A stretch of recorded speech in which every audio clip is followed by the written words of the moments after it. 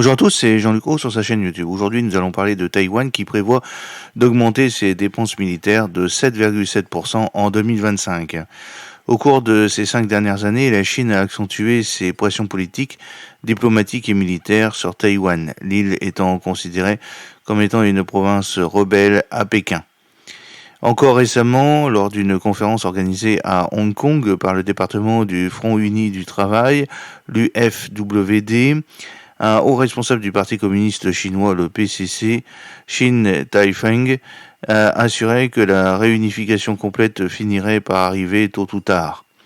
En 2023, l'Armée populaire de libération, l'APL, a encore envoyé pas moins de 1700 aéronefs dans les environs de Taïwan. Évidemment, cette pression met les forces armées taïwanaises à cran et elle fait consommer le potentiel de leurs avions de combat, Mirage 2000 et F-16 notamment.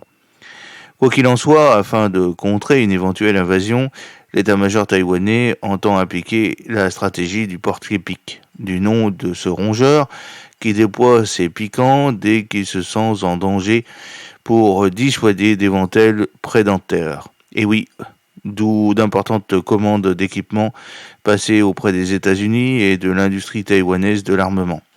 L'an passé, le gouvernement taïwanais avait annoncé une hausse limitée de dépenses militaires, celle-ci devant atteindre le montant d'environ 606 milliards de dollars taïwanais, soit 17 milliards d'euros au taux de change actuel en 2024. Mais il est désormais question d'accentuer cet effort.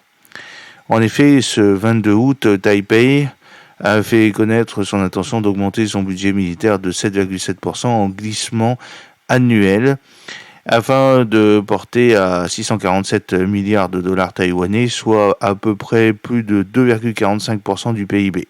Cette hausse annoncée est supérieure aux prévisions de croissance économique de l'île, celle-ci étant attendue à 3,26% en 2024.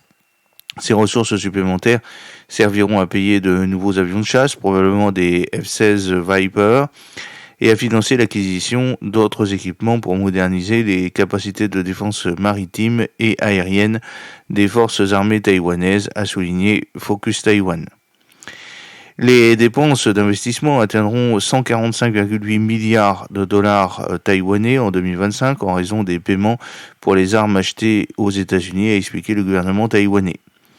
Pour le moment, il ne s'agit que d'un projet de budget devant être soumis au Parlement, mais la hausse des dépenses militaires fait consensus entre la majorité gouvernementale et l'opposition.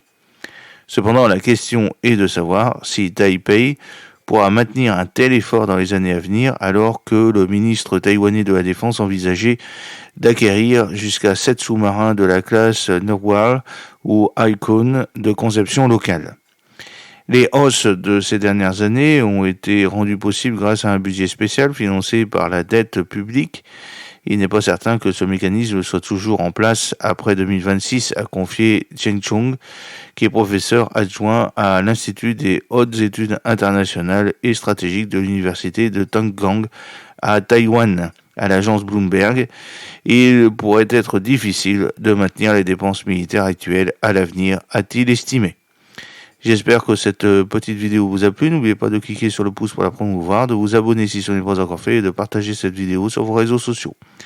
À très bientôt, fidèlement, Jean-Luc Roux.